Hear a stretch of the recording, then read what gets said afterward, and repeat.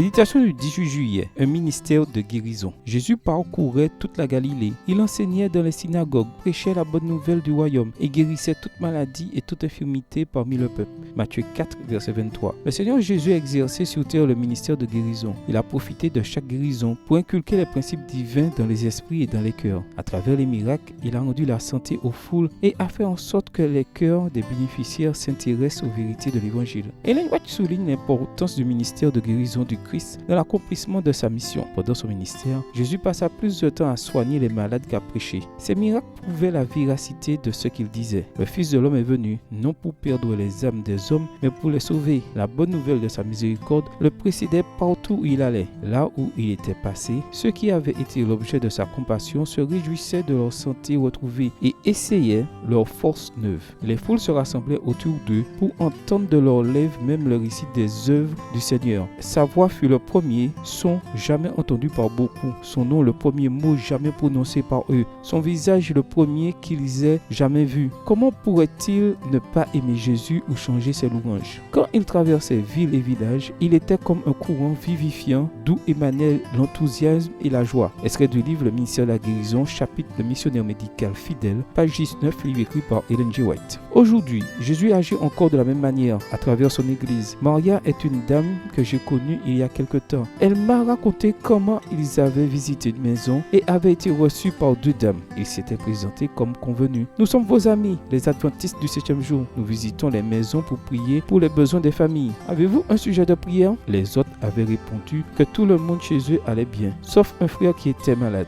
Ils avaient été conduits vers la chambre et avaient trouvé un jeune homme allongé sur le dos, sur un lit de camp. Ils avaient pensé prier pour lui, mais s'étaient rendu compte de son état déplorable. Aussi avaient-ils décidé autre chose, panser ses plaies, changer ses vêtements et ses draps. Ils avaient également établi un calendrier de visite chaque semaine. Lui avait trouvé un fauteuil roulant. Il l'avait emmené au soleil et sorti passer quelques moments dans le parc. Cet homme s'est évidemment intéressé à l'évangile et a donné sa vie à Jésus. Aujourd'hui, Dieu te demande, à qui veux-tu montrer mon amour aujourd'hui par tes actes de service? Le monde a encore besoin du ministère de guérison de mes enfants. Bonne journée à toi et que le Seigneur te bénisse.